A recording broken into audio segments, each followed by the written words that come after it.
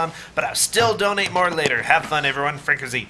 Janie Oscarson gave $10 and said, shut up and take my money. Jan from Sweden. Well, we will. Well, not us. Doctors Without Borders will.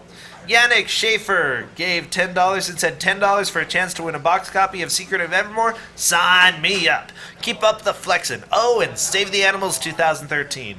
Matthew Black gave $15 and said lovin' the Evermore run. Keep it up, money towards Dark Souls. File name of Ryan Davis. David Ray gave $10 and said, hi, Bangagong here. Great runs, everyone. Shout out to Meta and his recent world record in the game. Let Meta choose where this goes. David Schmidt gave $10 and said, dang it. Or he actually said, damn it. I'll say damn it. Okay. You talked me into donating to the cause for a chance of winning that game. Thanks go to all the people that made this possible. Thanks, Meta, to your great run so far. David. Cool. And that temporarily caught me up. Let's see how that goes. Okay. So right now we are actually caught up with donations, and we have a great game coming up, which this is probably one that you haven't heard about before. It's the Addams Family Pugsley Scavenger Hunt, and Johan Howitzer is our runner today. The estimate is 35 minutes. He is he's actually been helping out with the tech station a lot recently, especially overnight. He's part of the overnight crew. We love him. Thank you so much, Johan Howitzer. So feel free to introduce whatever you need to. This game, I started speedrunning, like I've been doing all kinds of things in game, like making challenges for myself for like a decade or more, but this past, like late last year, I got involved in speedrunning because somebody linked me to Cosmo's stream, and then I watched AGDQ and I was like, I gotta go to SGDQ, and I picked this game because this is a game that I ran when I was a kid, and I couldn't find a run really anywhere. There was one run on YouTube that had like 36 minutes, and it took me a week to beat that. And then from then on, I've just been pushing the game harder and harder, getting ready for the marathon. And this week, it has improved. Like I've found some new, not found some new tricks, but I've refined the routing a little bit. So this game is practiced up really hard, and I'm not nervous at all. It's going to be a good run. Practice, and it's going to be a good run. It out a lot. There will be cats. About halfway through the run, there will be cats that I am told are very loud. I don't really even notice anymore. So if they bother you, feel free to mute the stream. That'll be during the swimming section. I need an audio cue, so I can't turn the audio off on this end.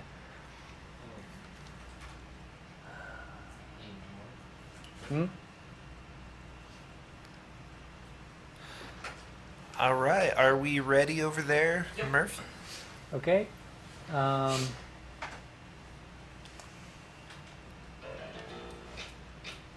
3, 2, 1, go. This is a very underrated SNES platformer. I highly recommend it, but it is hard. Yes, it's very, very hard. Ocean's really notorious for having really difficult platformers, and this is definitely one of those. They made 2 Addams Family games for the Super NES. Ocean did. There's a third one I believe wasn't made by Ocean. But this one Yes. and the first one, they're actually really solid. Like, how many people know about these games? And this one, this is a really difficult stage. Yes, I got the guillotine cycle skip here, which happens probably 1 in 3 runs, and then because I did a damage skip on the first level, there it is again. But okay, we're gonna go a little bit safe now because I still want to get a good time. Deaths are not very costly in this game if you're near the start of a level, so I may end up suiciding at certain points just to restore health, because there are a lot of damage skips and they save often more time than dying, or more time than avoiding a death. That's one of the things right there that actually makes this game a lot easier. Because Yeah, some of these, wall jumping is a glitch. It's not a feature of the game, and it's tricky. The timing is very tight. A lot of lag in here.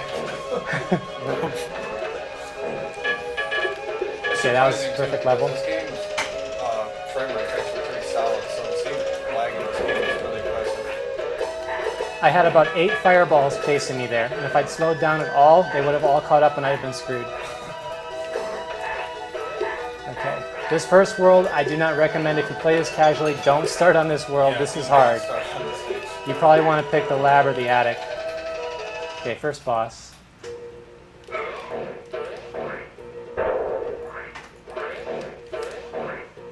To the person running the timer, after each boss you'll see a menu screen. It's the scavenger hunt checklist. When that vanishes is the timing for the end of the game at the 6th boss. Yeah, I'll give you time. Yeah. Best tune in the game right here. To ride this rocket, I was too low. I have to go damageless on level 2 then. There is a room in the attic which is awful. It's called the rocket room, affectionately. It's the biggest, by far the biggest source of RNG in the game. It can just destroy me. Especially now. The attic's really cool. There's a lot of hidden areas. Different routes you can take. And it has a lot of pictures in the game, too. Okay. Would now be an okay time to read some comments? Yeah, rocket rooms will eat me alive. Go ahead. Okay, Christopher Perriman gave $20. Just got back to catch the end of Secret of Evermore. I hope I'm not too late to donate for the first time for the cart. Okay. Money goes to the runner's choice at the time of reading out. So, It's another crystal right here. Super Metroid 100%. Super Metroid 100%. Okay, great. Great.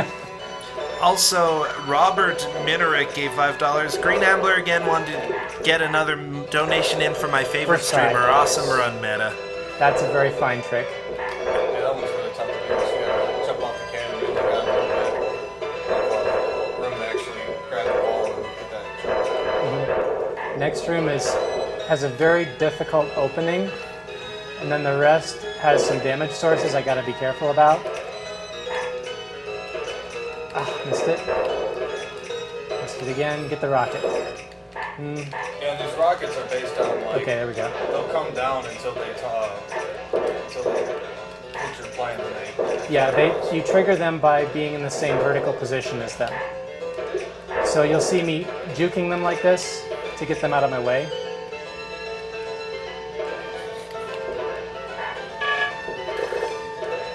Ah. Especially when you're up next to a cannon, cannonball timing is really fine. Not as bad as some things, but I better get the heart.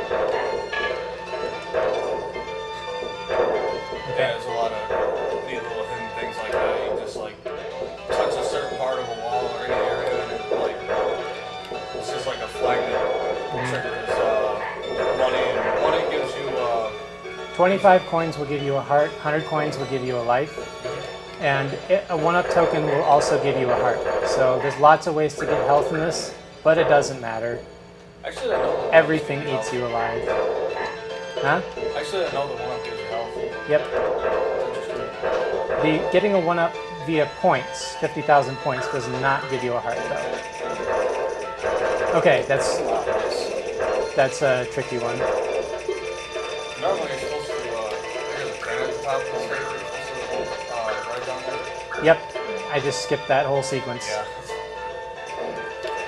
A lot of the skips in this game are subtle and might not be apparent, but it's so much going on at once, I'm probably not going to be explaining very much. It's a very fast-paced game. It's really. That level looked a lot harder than it actually was. The routing is very tight there.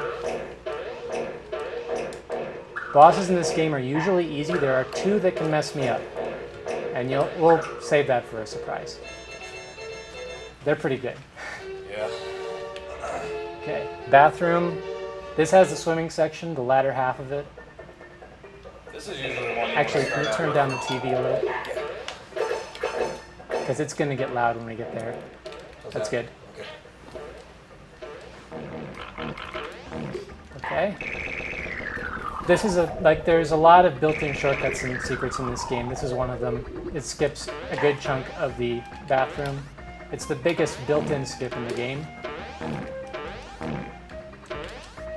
You'll see me do what look like zips later on, particularly in the icebox world. And that's actually built in too. There are no actual zips in this game. Get a safety heart here. Really, the only glitch is the wall jump. That's like, But it breaks so much of the game. yeah.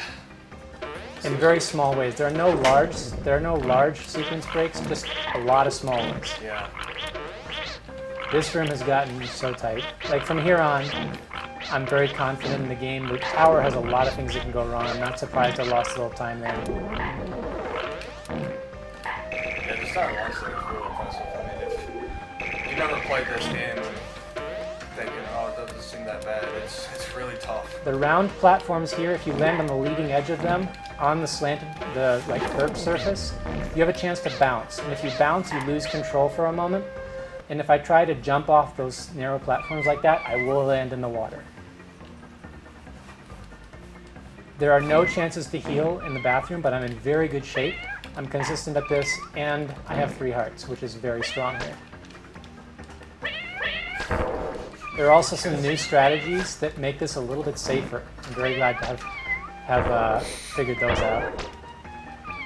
This game, like I said, there was a 36-minute run on YouTube. There was also a guy, when I signed up for SGDQ, who popped out of the woodwork on the SDA forums and was like, hey, somebody else who runs Pugsley, cool. And I didn't know, like I'd watched the task. There is a task out there on taskvideos.org. It is like 7 minutes shorter than my record, and this is a 22-minute record. So there are wall jumps. There were wall jumps in the task, and I thought that's a computer-only trick. But Colonel Fatso came along on the SDA forums and said, "Hey, here's how you wall jump." And I'm like, I just had like it was a kid in a candy store that night, just figuring out all the different things I could break the game with the wall jumps. Yeah, when It's useful everywhere. you learn something like that, you pretty much just fall asleep for the next couple days. It broke like a third of the levels. Just that one trick. Okay, and down to 2 hearts. That's pretty good, actually. I should be okay in this level. This level used to troll me a lot, but I've got a few new tricks up my sleeve. Like there's the second oyster that you see up here floating around past these spikes. He used to clip through me a lot and just ignore my hitbox, and then hurt me once he was inside my hitbox. Yeah, the hitboxes in the water area are really strange. And this is Pugsley's maximum ascent speed. He can't go up any faster than that. it's I'm really pumping slow. with perfect rhythm. I need a time audio cue here. Okay. This is the second hardest boss because I missed the. I can still 2-cycle him, but I missed the 3 hits in the first cycle. Those tentacles have a much larger hitbox than it looks like. This is a very dangerous boss, especially for a casual player. The task goes through his body. Okay, Nice. it's close. The task goes through his body, and I've managed to clip through it accidentally, but I don't have any control over it. It just wants to force you out on a random side. So that's not a viable strategy there. The lab is really easy. There are hearts everywhere, and a lot of cool tricks, including one that's like one of my favorites is in here. I'll point it out when it shows up. The eyeball enemies, you can just run across There's a them. thing, yeah, there's a thing with enemies that you run over though. They have a strange hit detection because if you land on top of them, you kill them. If you run into them while you're on the ground, you kill them.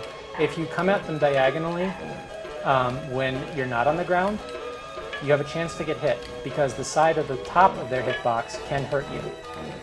And of course coming from below if you're on a lower ledge. But so I'll be very careful around enemies that are rolling on the ground. That's an easy way to get hurt.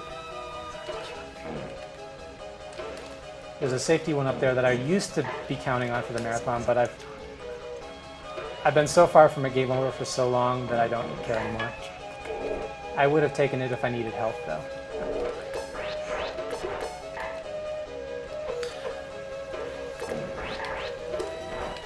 Is it okay if I read a donation or two? This is an easy part.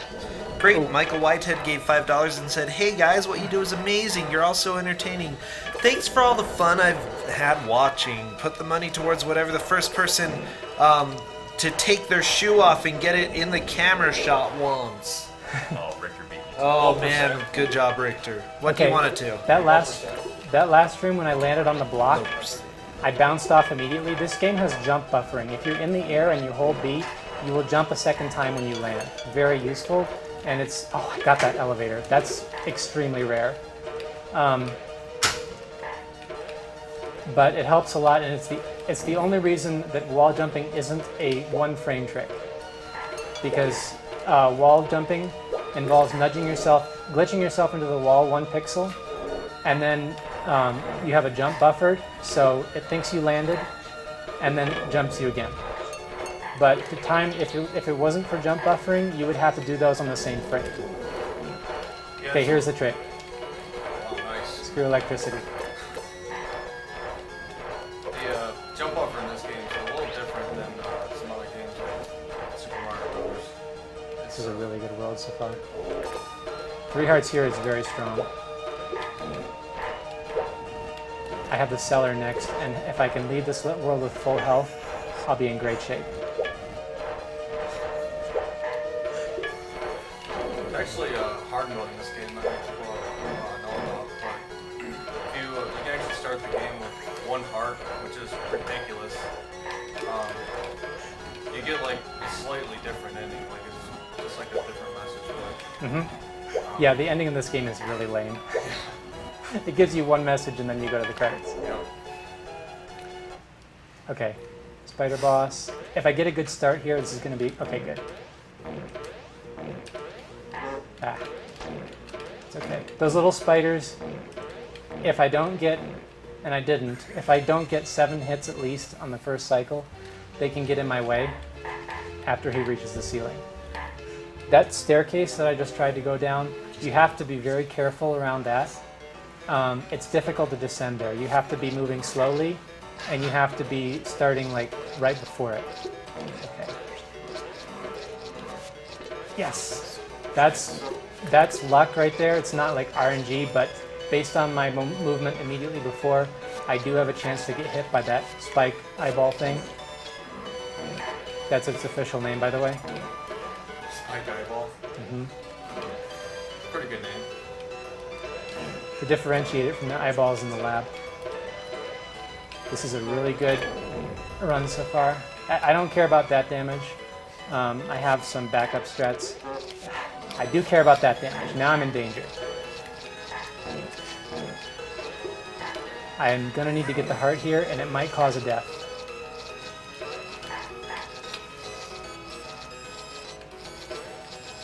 Okay, good. Nice. That's a scary spot. If I had 2 hearts there, I would just keep going, because that heart can cause you to need another heart. Coin timing is really important in this game. It's really hard to tweak later on, so you just have to do it by ear. But you want to keep yourself near a multiple of 25 coins, because that will heal you. I'm in pretty good shape right now on coins. I'll get a few more at the end of this level, and then have a really good amount of coins for the last level in case I get hurt.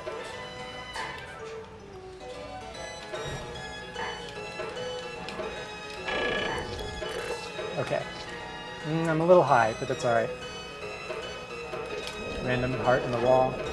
You're only seeing like a 1/10 of the secrets in this game right now. There's a ton of them. They're everywhere. Like, it's wallpapered with secrets. So it's a really good game for a casual player to just explore. Because a lot of the secrets make the game easier because of the coins and hearts that you get. So knowing where a lot of the secrets are is a significant advantage as a casual player. And actually, I found some of the secrets after I started playing this game by watching YouTube videos, and some of them have placed new hearts in areas where they're really useful and really good to have if I need them. New damage skip here. Nice. Oh. Yeah, this is like one of the harder areas. That was cool. That was perfect level. Really good. The cellar is so hard.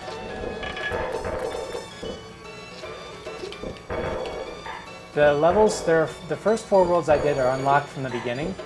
The cellar is unlocked after you complete the lab because Uncle Fester moves down there. And then the ice box, the next world, is only available when all the other worlds are completed. And as a kid, it took me like several years to complete it.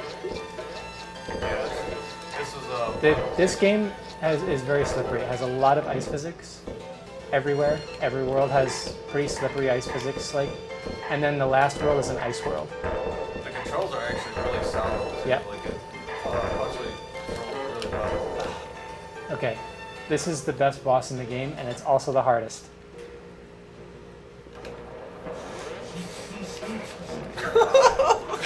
Dude! That is one evil washing machine. Ah, quick kill here is extremely hard. Got him. This one is, thank you. That's one of the hardest things to do in the game.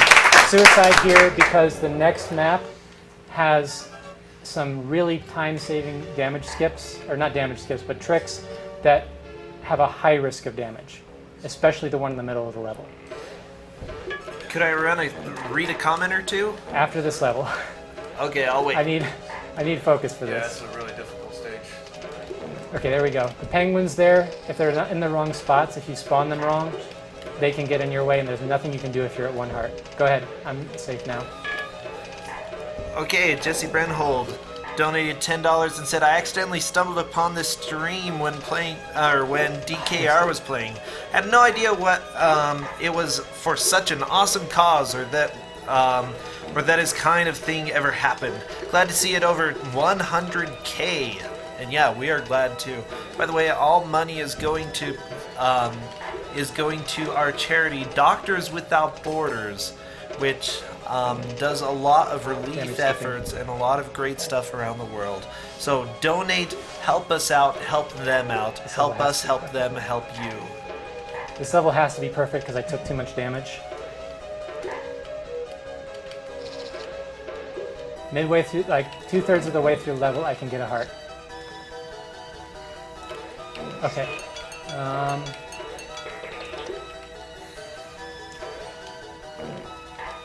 Good.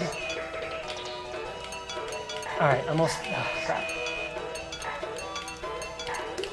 Come on. These blocks are really finicky. They tend to favor the right side. So if you hit them on the far left side, sometimes they don't trigger.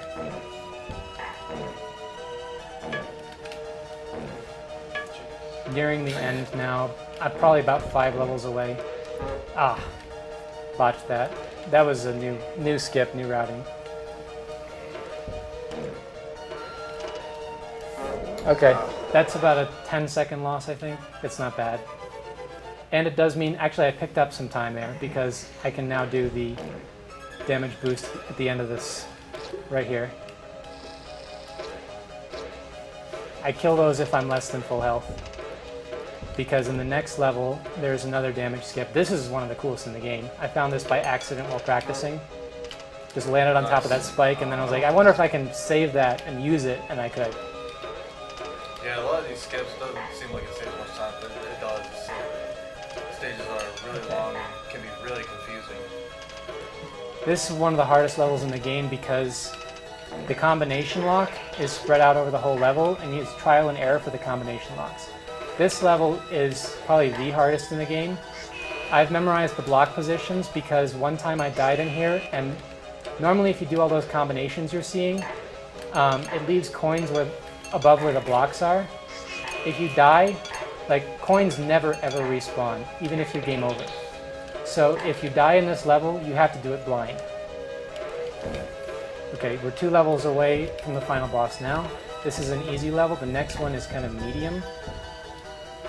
Good. I slowed my crawl just enough there to slide under without losing any speed. If you go full speed there, you get caught up. Okay, just taking a safe strat there. This is the last level of the game, and I got that. Nice. Heart here. I'm home free now. There's nothing that can kill me. Final boss. The time will be when the green screen appears after the boss dies. He has 8 hits. Yep. 2 cycle, please. And time. 21:41. World record.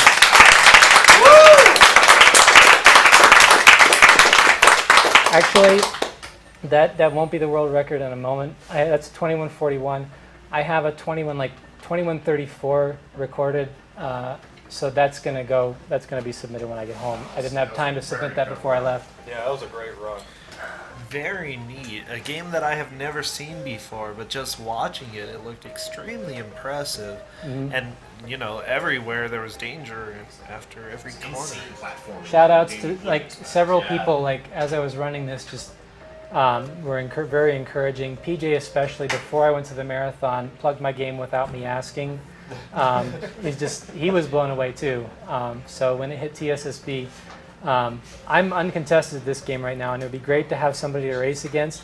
If I break 20, which is really possible, I had a run in practice this week that was 20:28, but it wasn't recorded. So it's a minute ahead of my current record, my recorded record, and there's definitely time to be shaved off that. If I break 20, I'm done with this game. I have some projects after this marathon that I want to do.